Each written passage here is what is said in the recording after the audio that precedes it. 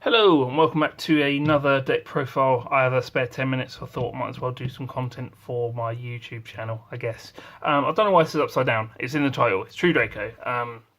So yeah, it's the new May 2018 ban list, and because Harry the Beast Morris kind of borrowed my Spiral Nightmare list, I'm playing this at the moment. I took it to locals on Tuesday, and it came second, if I remember rightly, only losing to Danny Stockton. If you don't know who he is, he's like 5th best in the UK according to the locals rankings. If you know who he is, you know what happens. But yes, so let's get into lists before I ramble anymore about this stupid deck, which doesn't run an extra deck like the rest of my decks. 3 mana Awato. So, Rocky Boy. What can I say about this? A lot of people have been cutting it down to 2. You kind of still need 3 just to break a board, and you want to go first. Like, this is all go first build. So, you just kind of need them to break a board, even if they go full Nightmare, which they will a lot of the time because you don't run hand traps, because you're playing card demise, because you're bad. You need to summon it into a board of like Trigate and Sleeper and everything, and just negate all the things. So, still run 3 rock. Next, we have the one of Dynamite Knight. He's pretty good. He's a big boy, which is one of the reasons I like him, and he searches out Return, which is like one of the best cards in deck if you can really abuse it. So yeah, and he's really good to like combo with getting Maiden to then summon on your opponent's turn to then get a trap, usually Return, to then like just kind of go plus. So yeah, he's really good. I'm not really happy about it, but 3 Ignis. Why am I not happy about this? I'm going on first build, and Ignis is kind of better for going second, because you can like tribute a spell to summon him to then get him to die somehow, and then you get Heritage and you draw 2, and then it's like you didn't neg at all, but you outed whatever. It's like what they used to do against Trident. But there is another reason why he's in there, but he's in at 3. It's not bad, but yeah, not entirely happy about him at 3. I'll see how it goes. I'm not going to do like an update to this or anything. This is just how it is now. 2 Majesty Maiden. Better for going first builds to run her at 3. A lot of people say she's garbage, but no, because she searches out like Dynamite Knight, and then you tribute him on your opponent's turn to then get a trap, and yeah, that's a pretty good play, like I said before. So we have 9 monsters, and they're all pretty good monsters. True Draco going well. Next up, we have 3 Diagram. Searches any archetypal card in deck, so that's really good, and it destroys, so you can get the pop things, which is really good. Then you have 3 more Diagram, because Diagram's a really good card, and you want to see that card. I don't know where you drop this. Like, I'm not going to lie, if I really have to side in 14 cards, I will side out maybe one Terraforming, that's fine.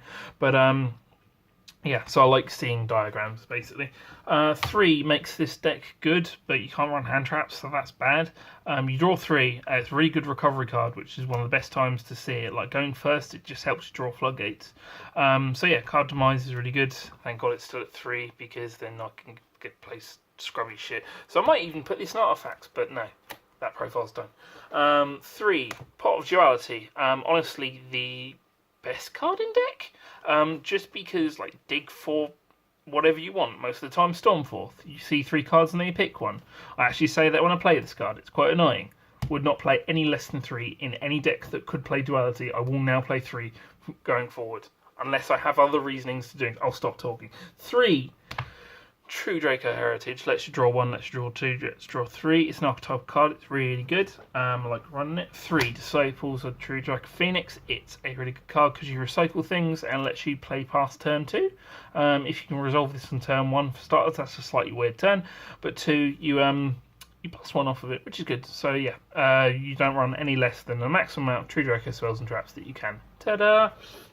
Next, double Pot of Desires, because you really need to draw cards a lot. You need to have like the best hand you can at all times, but you don't want to banish anything, so that's why you don't run 3, but you begrudgingly run 2. Yeah, can't really say anything else about that. Then, reason for Triple Ignis, Stormforth and Search Stormforth. Because if you didn't know, Ignis has the correct stats for Tenacity of the Marks, so you can do that, and it's really super good. Only when you see Ignis, but you are playing 6 Diagrams and 3 Ignis, so there's lots of ways to search him, plus all the draw cards, plus all the other things. And sometimes going second, like the only thing that can break the board is this card. So around that, it worked out well for me. It did well. Then trap cards, as you would expect. There's one Return 3 Apocalypse. This is one of the best cards just because it's like pluses on its own, and then you can destroy it to then get it back and all sorts of stuff. But yeah, then Apocalypse, sometimes the attack reduction comes up, and when it does, it's really good. But yeah, just traps in True Draco form are pretty good. Then you have 3 Rivalry Warlords and 2 Monarchs Erupt. Honest to God, let's move the rest of these cards out of the way. Like, this wins me the matches. That is it. Like, you're playing Floodgates. Like, there are so many, like, pluses and negs that are in the True Draco deck, and that's cool. You have consistency and all that sort of stuff, but what wins you matches is this stuff. Because your opponent can't play, or they play super subpar, and then you have semi-big monsters that attack over stuff, and then they can't play again next turn, so then you just win. Erupt worked out really, really well, and plus Tenacity can search it if I am going first, so that's really good. And Rivalry worked out really, really well. So yeah, I might change the Floodgate lineup, but I don't know. These just worked out insane. And of course Rivalry and Monarchs Erupt are kind of okay, not so terrible, going second. Next up, let's go for the... I don't have an extra deck, so side deck. 1 Metaltron 12, the True Dragon Combatant. A lot of people have mained it. It is a very good card, but it's very resource intensive to summon.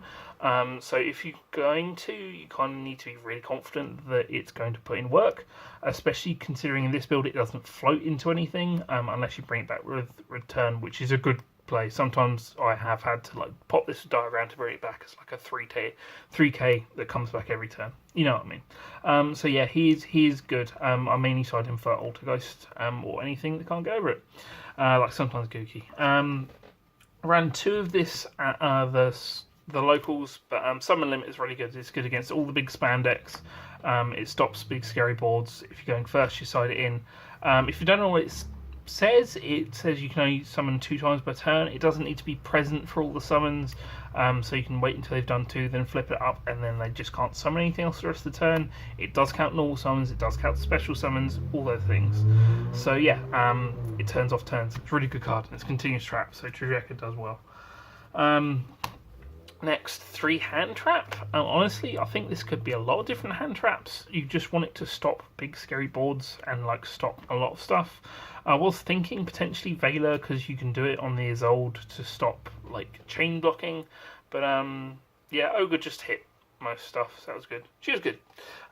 3 Sphere Mode.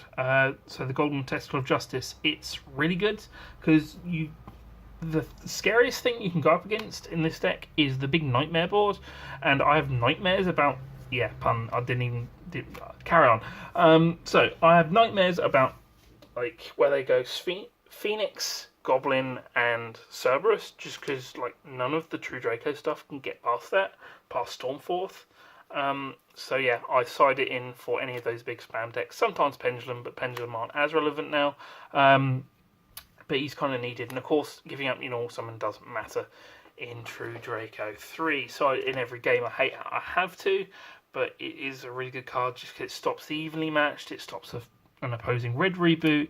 It's good against any of those back row heavy trap decks, and you can't really OTK, but yeah. So red reboot is just good card, I guess. I have sided in a lot.